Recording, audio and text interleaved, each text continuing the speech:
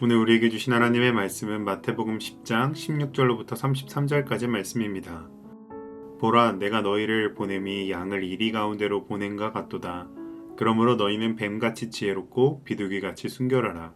사람들을 삼가라. 그들이 너희를 공회에 넘겨주겠고 그들의 회당에서 채찍질하리라.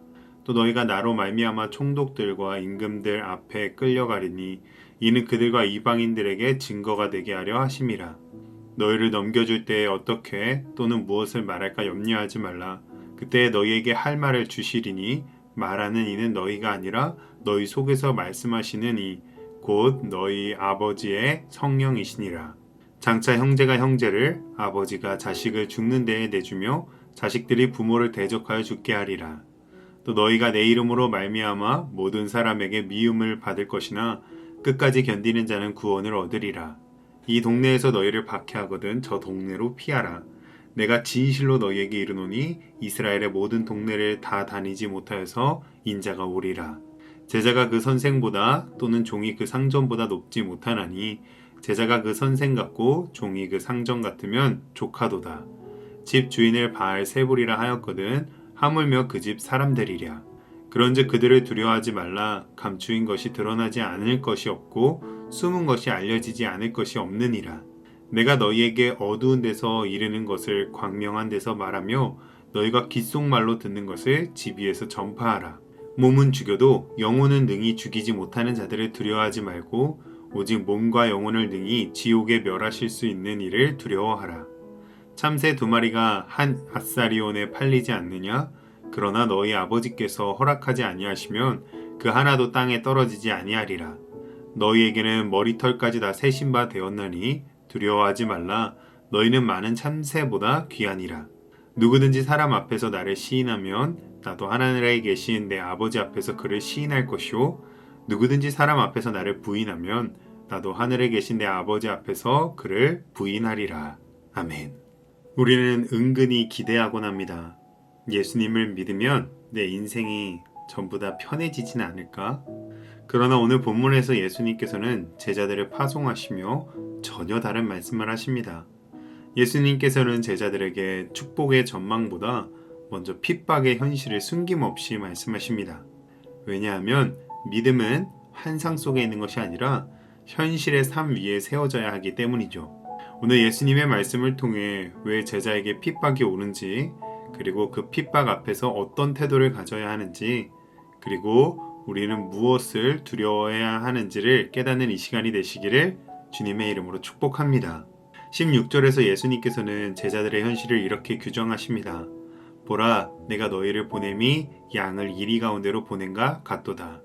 분명 제자들은 세상 속으로 가면 이리와 같은 포식자가 아니라 연약한 양입니다. 즉 예수님은 제자들의 사명이 안전한 환경에 있는 것이 아니라 위험한 현장 가운데 있음을 말씀하신 것입니다. 그래서 예수님께서는 우리에게 2가지 태도를 동시에 요구하십니다. 뱀같이 지혜롭고 비둘기같이 순결하라.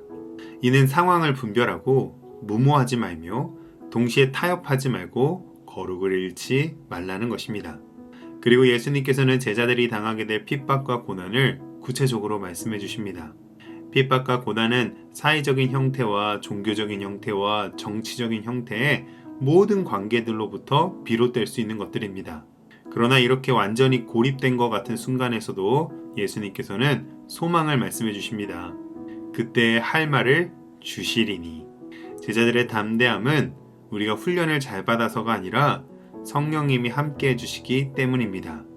만약 신앙 때문에 어려움을 겪고 있다면 그것은 실패의 증거가 아니라 어쩌면 우리가 제자의 길을 제대로 잘 걸어가고 있다라는 증거일 수 있습니다. 그렇기 때문에 우리가 정말로 기도해야 될 것은 고난을 없애달라고 할 것이 아니라 그 고난 속에서도 지혜와 순결을 지키며 성령 충만케 해달라고 해야 할 줄로 믿습니다. 24절로 25절에서 예수님께서는 분명한 원리를 말씀하십니다. 제자가 그 선생보다 높지 못하나니. 예수님께서도 바알세불, 즉 귀신의 우두머리라고 비난을 받으셨다면 제자들이 오해와 모욕을 받는 것은 어쩌면 너무도 당연한 일입니다. 문제는 핍박보다 그 핍박 앞에서 우리가 두려워하거나 침묵하거나 숨는 것에 있습니다. 26절에서 예수님께서는 3번이나 반복하시며 이렇게 명령하십니다. 두려워하지 말라. 우리는 세상의 혼란과 비난과 공격을 부끄러워하거나 두려워하지 말아야 합니다. 판단은 오직 하나님께 있기 때문이죠. 그런데 우리는 종종 핍박과 고난이나 어색함과 손해 때문에 신앙을 숨기려 할 때가 있습니다. 그러나 예수님께서는 오늘 말씀하십니다. 집 위에서 전파하라. 직장과 가정과 여러 관계들 속에서 우리는 복음에 대하여 부끄럽지 않도록 당당해야 하며 정직해야 할 줄로 믿습니다. 마지막으로 28절은 오늘 본문의 핵심이 되는데요. 몸은 죽여도 영혼은 능히 죽이지 못하는 자들을 두려워하지 말라. 사람은 우리의 평판을 흔들 수는 있지만 영혼의 주인은 오직 하나님 한 분, 생명의 주권자는 오직 하나님 한 분뿐이십니다. 이어지는 참새의 비유는 하나님의 절대적인 섭리를 보여주는데요. 가장 하찮아 보이는 생명조차도 하나님이 허락하지 않으시면 떨어지지 않습니다. 그리고 30절에 머리털까지 새신 바 되었다라는 말씀은 우리를 향한 하나님의 세밀한 돌보심을 드러냅니다. 그래서 32절로 33절에서 예수님께서는 우리에게 결단을 요구하십니다. 사람들 앞에서 우리가 한 고백이 하늘의 하나님 앞에서 드린 고백으로 인정되어 준다는 것입니다. 이를 통해 우리의 말과 행동은 사람들이 볼 뿐만 아니라 하나님께서 듣고 보고 계심을 드러내신 것입니다. 그런즉 우리의 모든 삶의 자리가 곧 우리의 간증의 자리이고 사명지이며 믿음을 고백할 강단인 줄로 믿습니다. 그런즉 예수님께서는 우리를 핍박과 고난 속에 홀로 두지 않으셨습니다. 그 길을 먼저 앞장서 가셨으며 성령으로 함께하고 계시고 하나님의 섭리로 우리를 붙드시며 하늘에서 우리의 고백과 삶을 지켜보고 계십니다. 그러므로 오늘 우리 모두는 두려움의 목소리에 귀 기울이기보다 하나님의 부르심에 귀를 기울여 사람을 두려워하지 않고 상황에 굴복하지 않는 참 제자들이 되시기를 주님의 이름으로 축복합니다. 기도하겠습니다. 주님, 우리를 양처럼 세상 가운데 보내셨지만 결코 버려두지 않으셨음을 믿습니다. 두려움 가운데 침묵하지 않게 하시고 성령의 도우심으로 담대히 주님을 시인하게 하옵소서.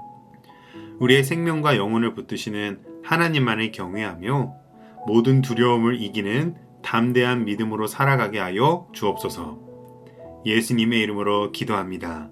아멘.